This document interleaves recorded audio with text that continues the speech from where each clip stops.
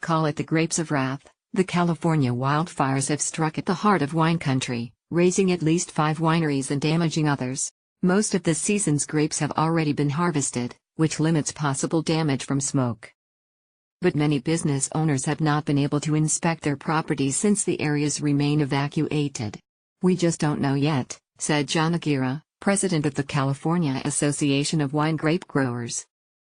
"It's not clear how many vineyards have been damaged, and to what extent they can be rehabilitated." The wildfires are the deadliest in California since 2003, and among the worst in the state's history.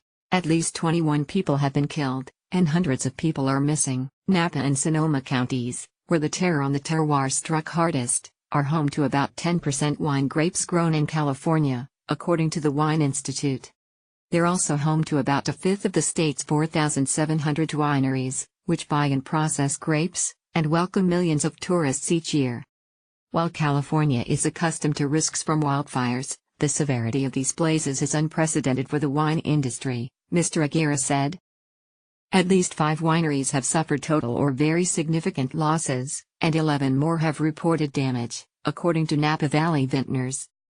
The organization had not heard reports from about a dozen wineries in particularly vulnerable areas. About 90% of grapes had already been harvested.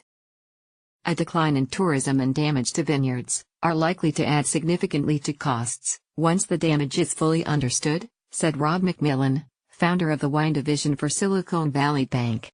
For individual businesses, the fires could be devastating as destroyed vines take about 4 years to grow back. Mr. McMillan said consumers, however, can rest easy. The fires are unlikely to lead to a wider rise in prices for California wine. "There's plenty of wine. There's plenty of choices," he said. "But it is going to be very painful for individual vineyard owners and winery owners.